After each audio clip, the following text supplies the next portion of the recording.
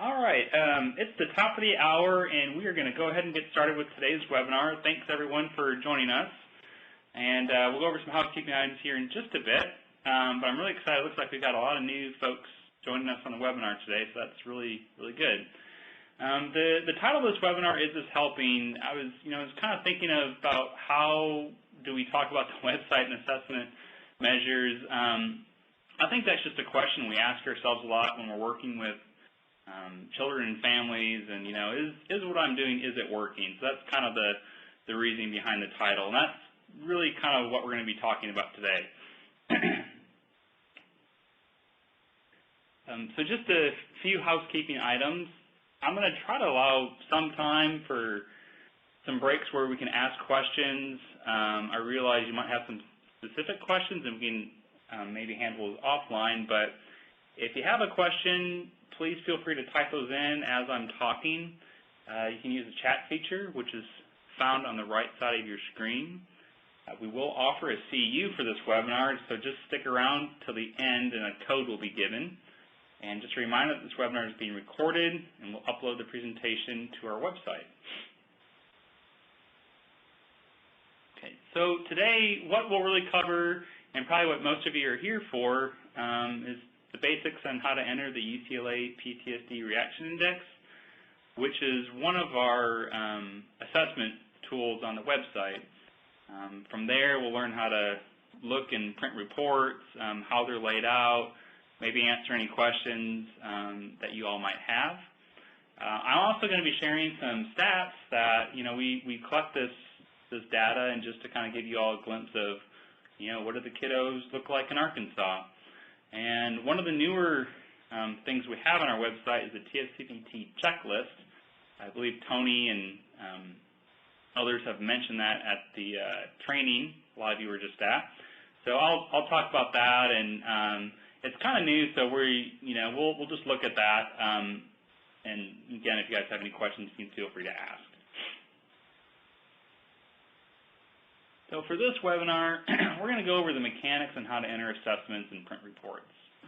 If you're having specific difficulties navigating the website, probably the best way to handle that is to send me an email, and we can schedule a time to talk. Everyone's computer or workplace is a little bit different, so sometimes it's hard to problem shoot over a webinar like this. So send me an email if you're really having difficulties or just something's not working right. But here in the beginning part of this presentation, I'll kind of talk about some of the basics, things that you need to have, and maybe some of those questions might be answered for you today. So,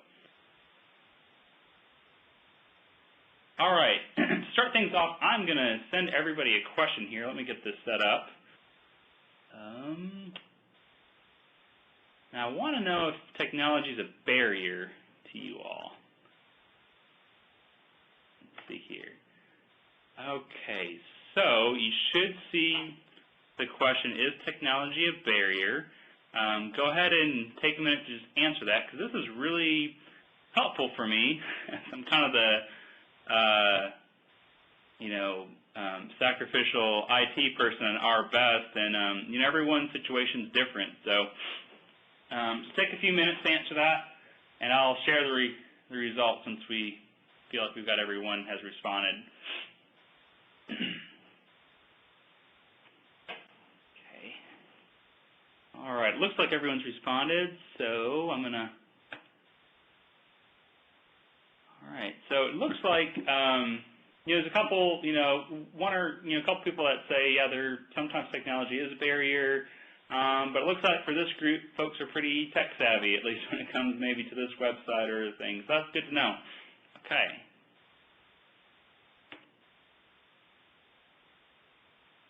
Ready here. I'm getting back to the presentation. Okay.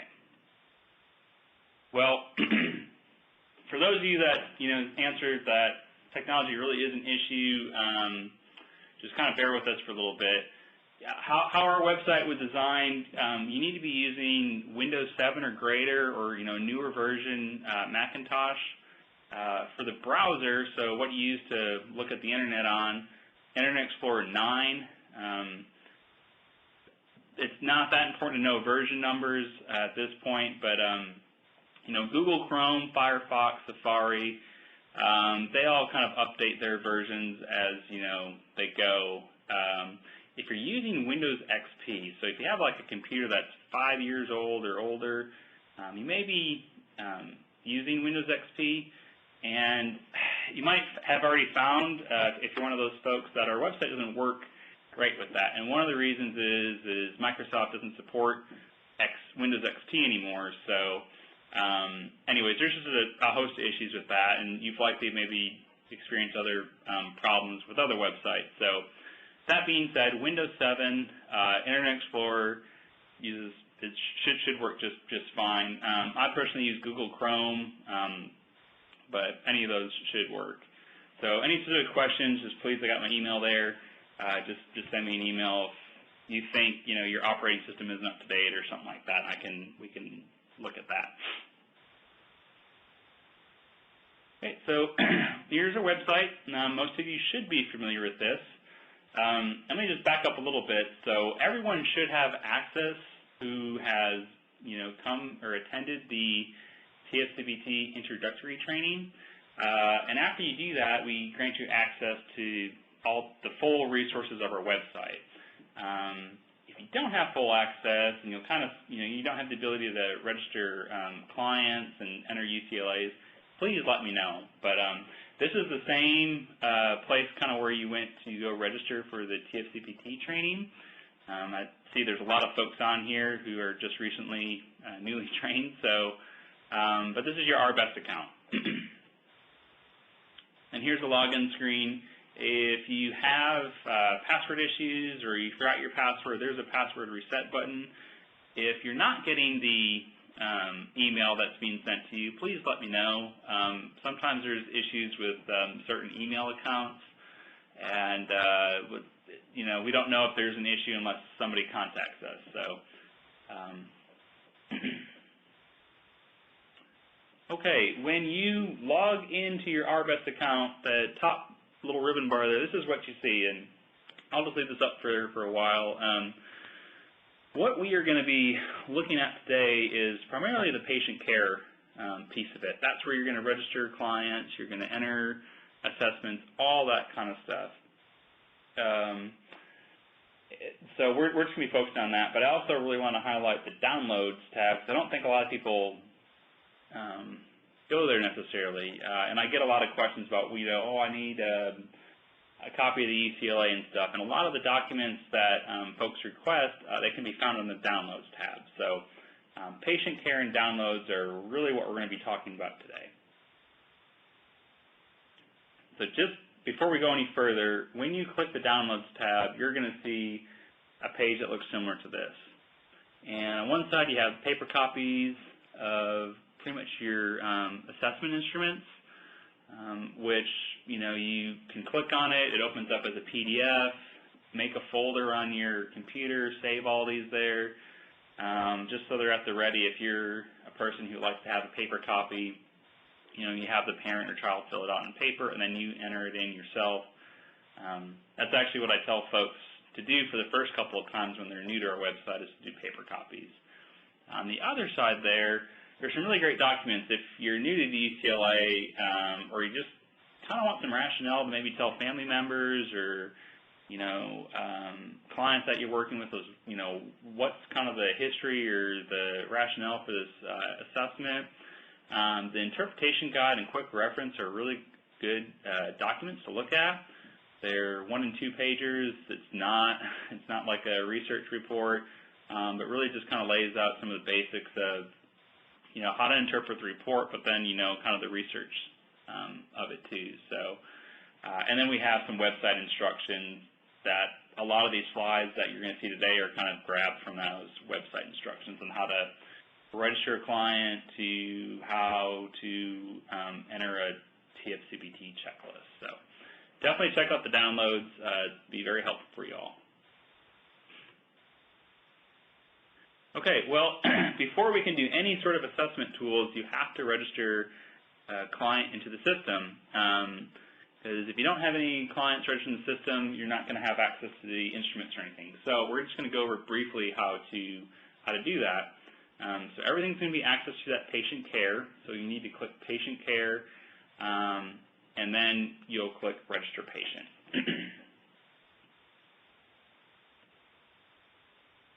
And a new window is going to pop up, and you're going to be asked to enter some basic demographic information about the client. A common question is, we don't collect any identifying information, so no social security numbers, date of birth, anything like that. So we don't have to do consent forms, release of information, and things of that nature. So it's all de-identified information. And you're going to see some statistics here in a little bit about, how we have to kind of report to the state. They want to know, kind of who these kids are and stuff, and, kind of their demographics. But that's really what we do for the state. So after you register and enter some of that basic demographic information, you're going to be given an ID number. So in this example, this client's ID is number 004. And you're going to have to remember that number 4 is Johnny, and then when you register your next kiddo, 0005, that's Susie. Because again, we don't collect any of the identifying information. So you just, on your own system, going to have to figure out, who the client numbers are. So what are some of the characteristics of clients in Arkansas who have a trauma history? So I'm going to share with you some of the basic demographic stuff that we, have seen. And all this data that I'm going to be sharing, the next couple of slides are just some overview. It's all data from the fiscal year 2014. So we're about to, it's a little bit old, but we're just about to go into another annual report here. But the average age for clients that have been registered is almost 11 years old. In fiscal year 14, there's a little over 1,300 kiddos registered, all the way from, a few 2-year-olds to a couple of 20-year-olds. So kind of have a good age range there. Most kids that are registered in our system are female and white. There's some demographics there for you to look at.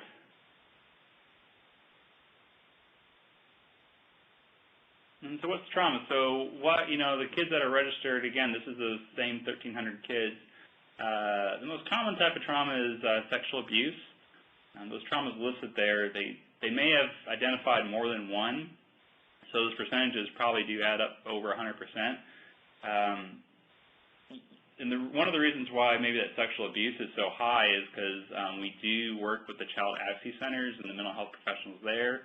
And most of those kiddos coming to those facilities are coming there for sexual abuse. So this isn't a sample from a normal population, if you will. It is it's the CAC world and you all. So I think Arkansas does have a pretty high sexual abuse rate. What's reported nationally, it's about 20%. It's significantly higher than what the national rate is. And then looking at the red graph there, most of these kids are getting seen by a professional, within that year or less of when that trauma occurred. So I think that's great. Okay, another poll question here. Let me get set up. But what percentage of children said their offender was under the age of 18? So let me send you another question here. Okay, so what percentage of children said their offender was under the age 18? Just take a guess.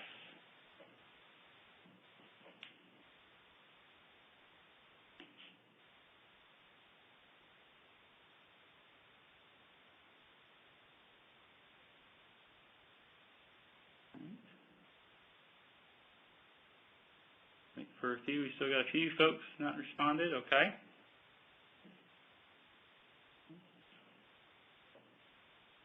All right, we'll go ahead and end the poll here. And yeah, you guys are right. The 25%, majority of folks answered that way.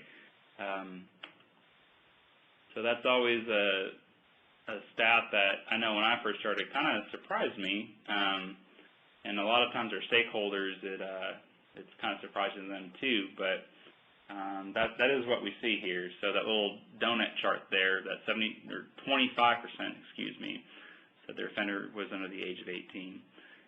In the not applicable section, a lot of that might be, car wrecks or natural disaster, things like that, where there isn't really an offender, if you will.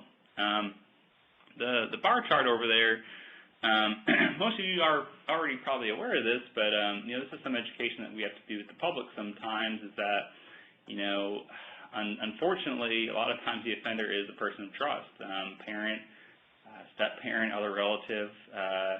That's most of the time who's the bad person. So there's kind of that, Hollywood or TV, the person in the van or the stranger, and that does happen, but most of the time what we see, at least in our data, it's someone that the child knows very closely. So that's, again, just some education that we can, share with the public. Okay. Just a couple more things about how to register a client, and then I'll just kind of pause for a little bit to see if anybody has specific questions. But when you register a client, the first thing that you see is this little screenshot here, and it asks you a bunch of things about, is this child being referred from a child advocacy center? And for those of you not affiliated with the child advocacy center, you might be wondering, like, well, what's this all about, or just kind of skip over it and register it. So I want to take a little bit and talk about this. But our stakeholders, so folks at the state level, they really want to know kids who are, have been through a child advocacy center for reasons of a sexual abuse allegation. They really want to know how or if these kids are accessing mental health services. So the child advocacy centers also use kind of a sister website that you all as mental health professionals do, where they're also entering in basic demographic information about these children. Until about a year and a half ago, they really operated independently, but we've just recently been able to kind of sort of link those together. And how we link them is by answering these questions. So if you do, or occasionally you get kids that you know are from a child advocacy center, hopefully they're sending you this information, and if they're not, that's a conversation we can have, because it's really, really going to be helpful for the CACs. But so basically, you would tell them, what child advocacy center this child came from, and then you would, whatever the ID number they give on the referral form, enter that in there, and then kind of through the back end, we're able to sort of see, okay, this child from so-and-so was now being seen in Jonesboro. Okay, somebody has a question. There's a question. Is there any way to change the number, the ARBEST system, to reflect the number that makes sense for us? For example, like our client number. The answer to that, Aaron, is no. It generates them chronologically. So, your client, the first client you register is going to be client 1, and client 2, and so on. I know that kind of makes a hassle. There's probably a spreadsheet you have to keep up with or something, but we don't have any control over that, unfortunately. Okay, so if you are or would like to work with child advocacy centers, here's a map. I know I show this at the TF-CBT training. There are their locations. They're really friendly, and they're always, I know, speaking with the directors and therapists that do work there, they're always looking for therapists in surrounding counties or even within the same city, because there's usually always a wait list for these kids. So if you do contact them, let them know that you work with, or you've gone to the TF-CBT training, if that's the case, and just to kind of start that conversation, because they would very much appreciate anybody willing to enter data for them. So that's kind of the goal, at least. But so just, I think this is the last slide about kind of the demographic stuff. But so for that fiscal year 14, when we were able to kind of link these kids to therapists, about 14% of them were able to link. So the advocates on their website, they registered, about 4,300 kids, and the therapists registered a little over 600 kids. So the bar chart below there, it might be a little bit hard to read, but the blue, the ones in the blue, those are therapists who are affiliated. So that means they have a contract, they're employed with the CAC, that sort of thing. They have a memorandum of understanding.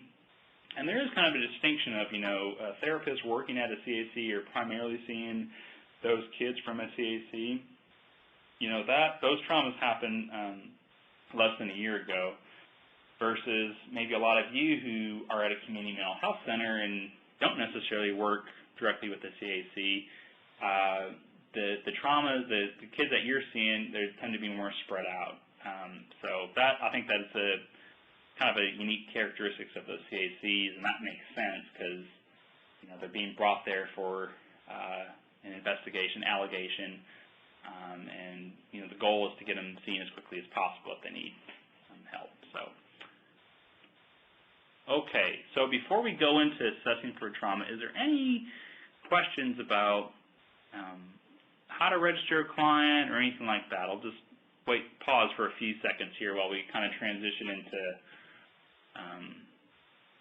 looking at the UCLA and stuff like that.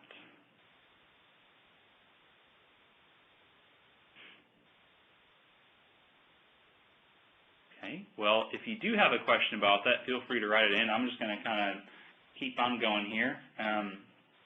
So assessing for trauma, we're going to be looking at the UCLA, and I'll talk a little bit about that, and then the TF-CBT checklist. Okay, so let me ask you all another question here. Okay.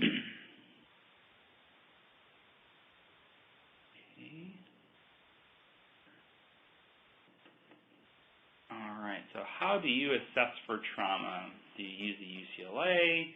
Is that something you've been really comfortable doing? Do you use a different standardized assessment that looks at trauma? Is it something in your clinic's intake assessment that's asked? Or is there just a way that is not listed here? So just take a minute to fill that out, and again, this just helps me kind of really gauge, if you're comfortable or using the UCLA or not. So.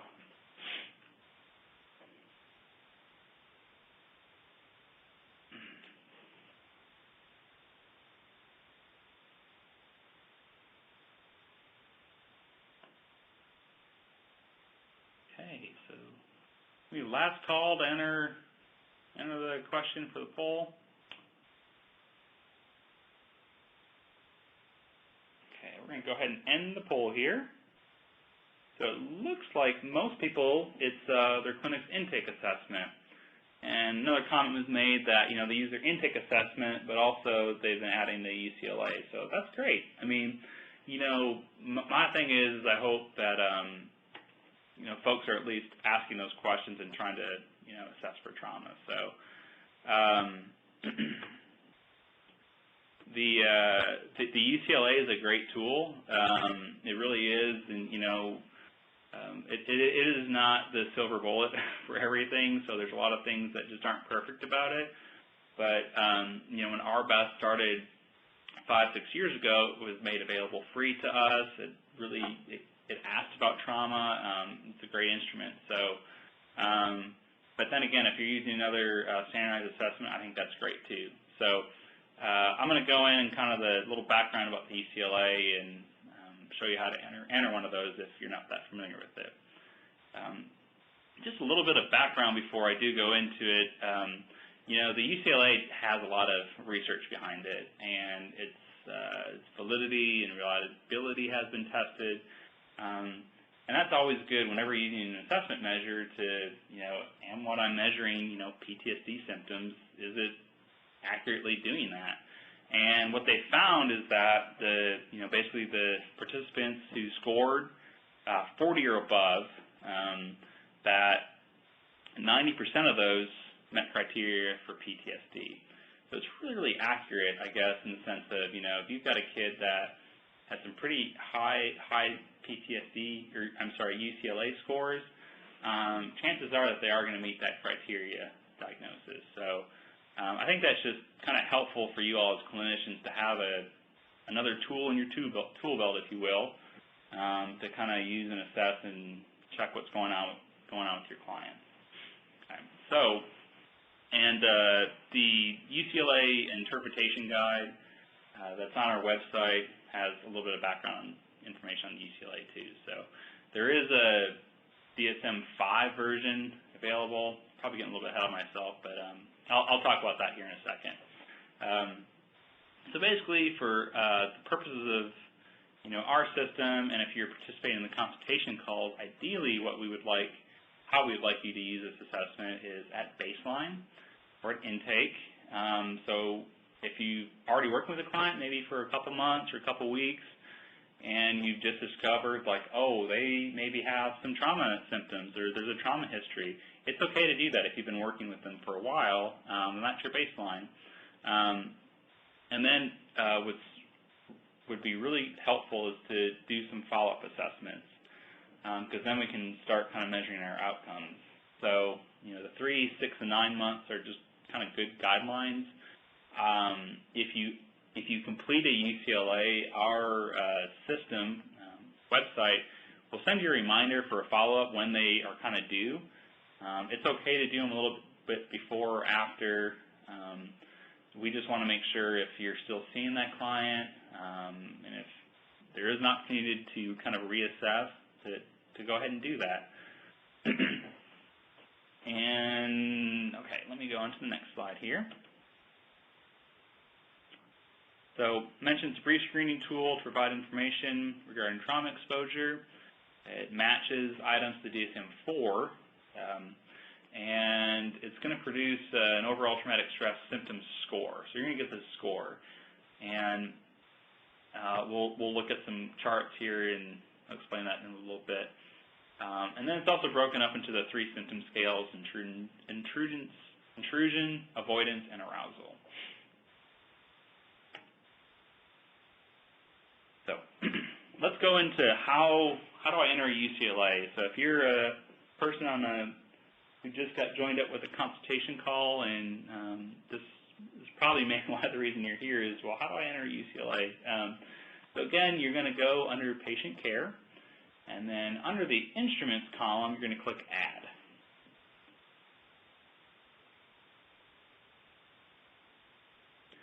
So when you click add, you're going to see that little picture there. It says instruments, and the checkbox for data entry and secure mode, that's always going to be kind of the default, and that's there for if you ever have a parent or client who's at your computer filling the UCLA out themselves.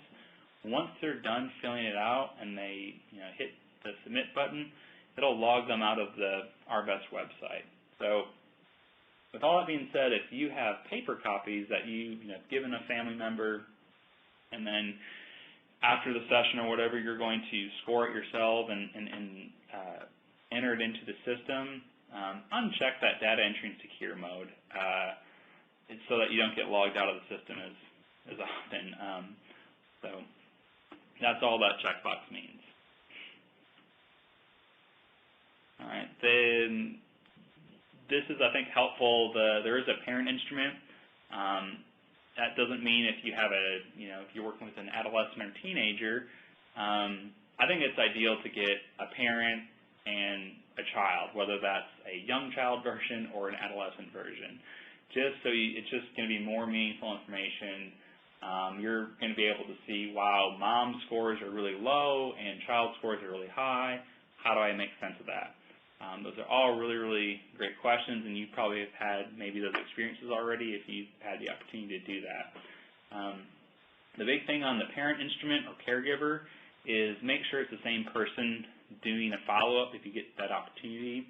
So if grandmother is the one who drops off the child at the first visit and she fills it out, try to have grandma do it again. If it's a situation where grandma was just briefly there and now it's mom, it's the primary caregiver, I think it's okay to have mom do it, but just know her responses are not going to be what grandma's are. So the optional modules, this is for if you have a younger child, so the 7 to 11, that's what that assessment is designed for.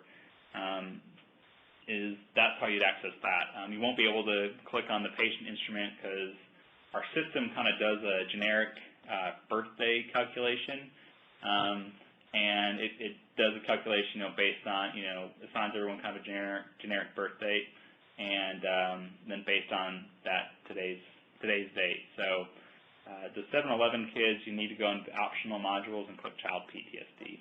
The two versions are very, very similar. The wording's just a little bit different. So there's not a huge significant change between the two assessments. More questions or anything, the wording is just a little bit different. So this is a screenshot of the UCLA on our website. Okay. And before I get into that, somebody has a question. It says, is it recommended that we go ahead and get both? Yeah, I think so. I think that'd be great if you could get both the child and caregiver. I think it's just going to give you a more complete picture of what's going on. You might have a parent or foster parent that has no idea that this trauma is an issue, or minimizes it, or on the other hand is way more distressed than the child is. So I think that would give you really, really great information. The question goes on that you had an 8-year-old and his grandmother do it. The answers were quite different. I think there may be some over-reporting. Yeah, I think you're right there, Libby. And again, I think had you not maybe gotten both of those assessments, maybe that would have come out like 4 sessions down the road or something. So I think it can really help early on in treatment, maybe address some concerns, or just try to get people on the same page at least, or if that's possible. So thanks for doing both of those. That's great. One of the common issues, just right off the get-go, is if the child or caregiver does not identify any type of trauma on the first part, the UCLA is not going to score. You can answer all the rest of the questions, but you need to identify that at least one trauma happened, because if the trauma didn't happen, you can't answer really any of the other questions. So if the kind of the pre-selected items like being in an earthquake, being in a fight, stuff like that, if none of those quite fit with your client or caregiver, there is like an other option that they can talk about. Not meant to be an interview or anything like that. It's just none of these options fit. This is kind of what's going on. So that's a common issue. So make sure they do choose one type of trauma. Another screenshot. A common issue on the parent measure, it'll save, you'll have them do it, but if they answer too many don't knows, it's going to be invalid. And how the system scores that is it counts it counts the missing or a don't know as kind of the same. It scores it as 0. So I really encourage folks, this happens a lot, but if they're really not sure, then just it's okay. So but really try to have them at least answer something. It's not at least they'll give you some feedback at that point. So they can always select so that I'm just going to leave it there. Just that this happens, so encourage your parents or caregivers to answer them. Sometimes you might be working with foster parents, and it may not make sense to do UCLA for them because maybe they just got the child and they really don't know anything about it. So in that case, it's probably not doesn't make sense to have the parent fill it out. All right. So after you enter the report, you'll be brought back to your screen here, and whether you did the parent, patient, or child, it'll be highlighted. So if you want to look at the report, again, go to patient care, and then click, so in this case, we did a UCLA for a child here. So you'll click that child, that highlighted text field there. And this is just an example of what the report looks like. So scores greater than 38 means that there's significant distress, and there's a high likelihood of PTSD. And then you kind of have the in-between scores and all that. So I think the important score to kind of keep in mind, I mean, it's anything, 38 and above that's kind of concerning. Those are really, that's a really high level. But what you want to be seeing here, this is just kind of fake data that I put up here just as an example, but you want to see those scores go down. Lower scores mean stress levels are going down. That's good. So in this example, we did a baseline, we did a 3-month follow-up, and then for a second follow-up at 6 months, the overall score is at a 29. Okay. And the next little chart you'll see on your report is this individual, you'll see the arousal, avoidance, intrusion, and how they scored.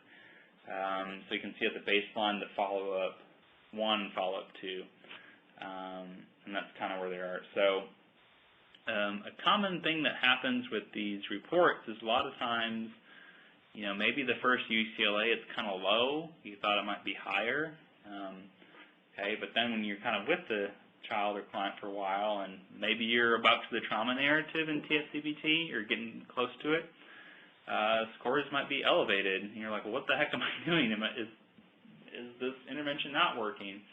And know that that's pretty common, and it makes sense. Like when you kind of get into you're starting to help clean the wound, if you will, in TF-CBT, and you start hitting on those topics. The child might be, might start more avoidance and stuff. So I don't think that's uncommon for those symptoms to elevate, especially when you get around the trauma narrative. So, and again, that's for those of you on consultation calls. That's something to mention or to ask about with your call leaders too. The last little slide here for the UCLA is I kind of made this one, but you won't see those brackets on your report, but that's how the symptoms are organized. And this report doesn't track over time, so this is just a snapshot of the last assessment you did. And there you have them grouped: the intrusion, avoidance, and arousal symptoms. I just kind of made this available because several clinicians a while back had kind of asked for this. So, okay. Are there any kind of specific questions about how to enter a UCLA at this moment? Just kind of hang out for a little bit, and then I'll share some data with you about the UCLAs look like in our system that users have entered. Okay, well, if you don't, you're typing your question, feel free to do that. I'm going to just move on here. So again, data from fiscal year 14, typo there, the dates are wrong, but July 1st, 2013 to June 30th, 2014.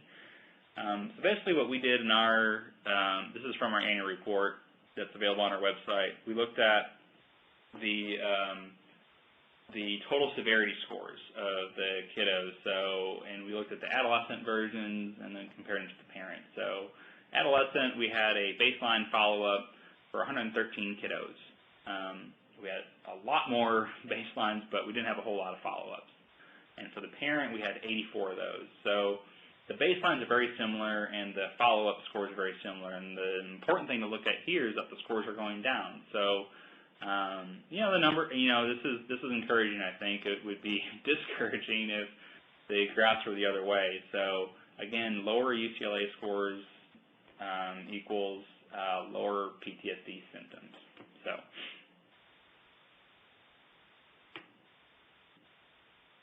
how to use the tools, assessment tools clinically? I get the privilege to listen in on the consultation calls, and one of the most common things that I hear is how helpful they are when working with the parents or caregivers, that it really helps build that rapport,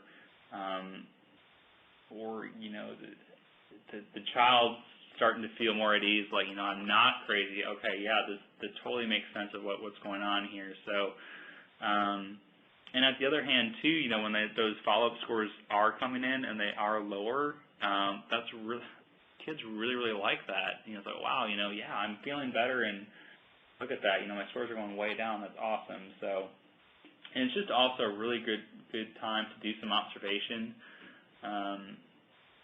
Someone kind of mentioned earlier that, someone's really not presenting a whole lot, but the reason for referral might be pretty horrific or a pretty extreme trauma. That's good to take into account. So maybe there's lots of avoidance going on with this kiddo, and it's going to be kind of a challenging case, but it's really, really good for observation there. So if you're able to, it'd be great to at least at first initially fill the UCLA out together, or at least be in the room, especially if they have any questions, or if you have concern about their reading ability or anything like that. Because we have had therapists where they actually send the UCLA home with them and bring it back. They don't get brought back a whole lot, so have them fill them out there in clinic or at your office. So that way you can hopefully that same day go over the assessment results together, or at the next time you're with them. And the UCLA, or really any type of good assessment like this, it's gradual exposure. So you're talking about trauma right off the bat. It's the clients are kind of prepared that it's not something that you're going to avoid talking about. We're not going to, so I think that's really good. It really kind of reinforces that in the TF-CBT model. Let's see here. I already mentioned you can report your progress to clients over the course of therapy. That's always very helpful, and clients really like that. All right, so this is sort of a real-world example. A lot of what I've talked previously is kind of clinically to monitor your outcomes.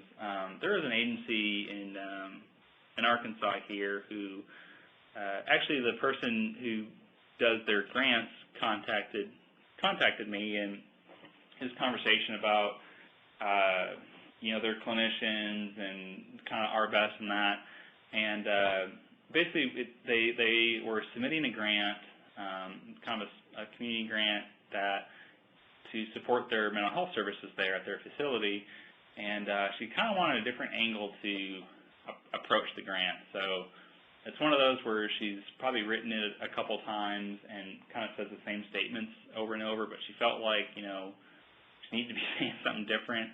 And what we did is I looked at their clinicians there at the site, and there was one clinician who was able to do, with 8 clients, kind of do a baseline and 2 follow-ups, which doesn't seem like a great big number, but keeping that many clients with you, at least 6 months, and being able to do follow-ups, that number is pretty large. It's a good number. And so what she did is she put these scores in her grant application, and I asked her earlier in the week what the status of that was, and they're still waiting to hear word back on it. But I think it can really strengthen, if you do submit grants and you want to, or your community partners, and talk about the good work that your therapists are doing or that your private practice is doing, it will really strengthen your argument to use something like the UCLA or a standardized assessment tool versus, we do get, by the number of sessions or how many kids you treat. I mean, funders and stakeholders really want to know, are your kids getting better? So, again, this is a real-world example on how they used it. I really hope they do get funded. So I think they have a stronger application because of this. So, okay, I'm going to switch on to the Tipsy Checklist. Any questions about the UCLA? Okay, if you do, just write them in. I'll answer them when they come up. So the Tipsy Checklist, again, it's going to be accessed through the patient care part, and you're going to be documenting the treatment elements that are being used. And Tony, at his trainings, usually provides, or we provide kind of a paper copy of the TF-CBT checklist. It's also available on our downloads. And it really does. It helps, especially when you get kind of a little small caseload of kiddos that you're doing TF-CBT with, and okay, am I in psychoeducation, or how much time have I spent in psychoeducation versus, should I be moving on to, cognitive coping or whatever. So this is just a tool that we kind of took what Tony had developed and adapted to our website with his permission. So. This is a screenshot of what it looks like. The top little gray bar there. We're trying to figure out, how people are using TF-CBT. So we're just kind of collecting some data on this, like how long your sessions are and stuff like that. But I didn't have all of it, but all the practice components are laid out in that order: psychoeducation, parenting, relaxation, all the way down. And this comes from the Tipsy Checklist, but kind of examples of what you might be doing in psychoeducation. So even if you don't really want to do this, open it up or download the paper copy, because it kind of, I think it helps, especially newer folks to this model, keeps them on track. We had a question about the UCLA. Is there a Spanish version of the UCLA? Unfortunately, we do not have the Spanish version of the UCLA, and we've worked on trying to get that transcribed, and there's kind of some issues with that, but we don't have a Spanish version available. You might be able to Google it, but you also might run into, if you kind of get the UCLA outside of our site, you might be asked to pay for it. So, good question. This is a screenshot of what the Tipsy Checklist report looks like.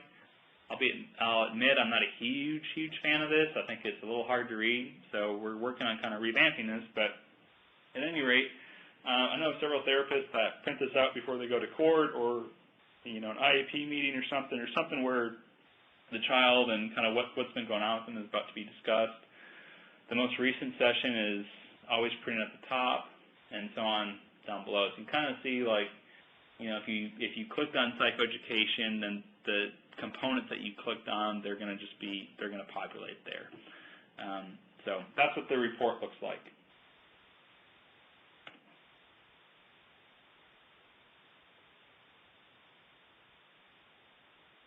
Okay.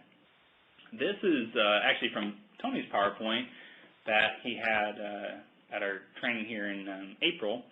And I thought it was really good. So when we're talking about the Tipsy Checklist, I think we maybe talked about the Tipsy pacing as well.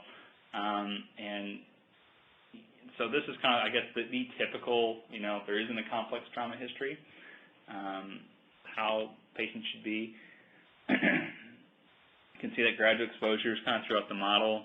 And again, it's not, you would say it's not so much as a linear model, but it's just to kind of, if you're spending all of your time on the stabilization phase and you're never getting the trauma narrative, then you're not doing TF-CBT. So again, it's just to kind of help guide you. For those working with complex trauma, and that might be most of us here, you are going to be spending a little bit more time in the stabilization phase. So, and if you guys want these kind of handouts or slides, I know they're in your presentation, but from Tony, but I'm happy to forward these or any materials on to you. So how's TF-CBT used in Arkansas? Now, this is really early. We haven't really done much with the Tipsy Checklist, but I just kind of, for curiosity's sake more than anything, I looked at the kids that were registered in July 2014, and there were 26 kiddos, and basically stopped looking at that data, at the end of December. And what you're seeing here is kind of the practice components. So the P, that's psychoeducation, the other P is parenting, R represents relaxation, and basically those bars represent how many times a therapist said that they were working on that piece of psychoeducation. So with all that being said, the trauma narrative, if we look under T, there's more options. There's more options on the Tipsy Checklist that you can be working on. So what I was hoping to see something similar like this. what I didn't want to see is just, you know, people are only working on psychoeducation and relaxation, and nobody's talking about the trauma narrative yet. That would kind of concern me. So maybe, you know, maybe kids are dropping out of therapy, or, gosh, are they not talking about the trauma narrative, or is it? So, anyways, I think it's encouraging, you know, to see how it's being used. So we're still kind of developing this and looking at it.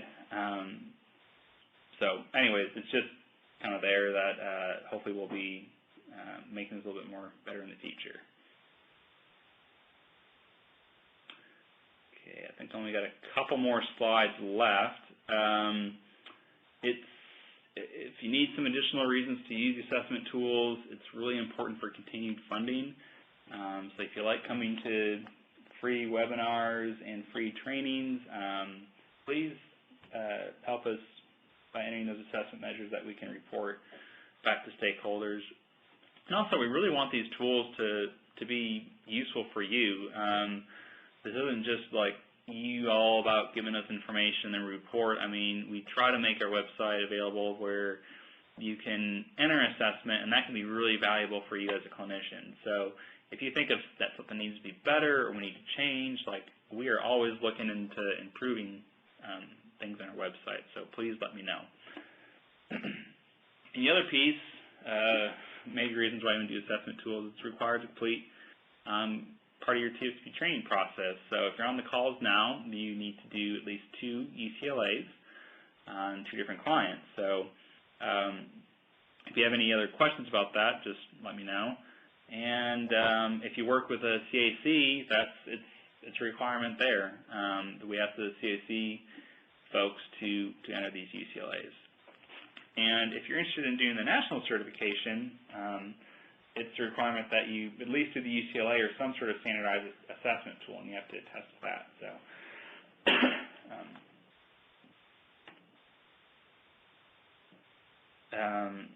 this is going to be the last slide, I think, before the CU code, but we really hope that you'll use these tools to monitor your client outcomes and your program outcomes. You know, if you're in a clinic that you're really getting behind TF-CBT or another evidence-based practice with kids in trauma, hopefully you're maybe using these in your, able to use this data in your grant application stuff. So the email below there, the ARBEST_info, I'll get that. So does anybody have any more questions about the assessment tools or how to register a client or anything like that before we kind of move on here?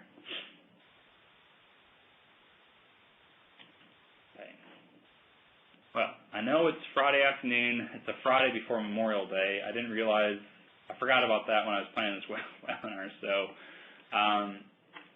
if you'd like a CEU for attending, send me that code and email. If you're listening with a group and you're maybe not signed into the webinar, you need to tell me who is signed into the webinar and give me your first and last name. So I'll leave this up here. Hope you all have a really safe and great Memorial Day weekend. I hope it doesn't rain too much. And I'm going to hang around here. If you have any specific questions, feel free to type those in. If not, thanks.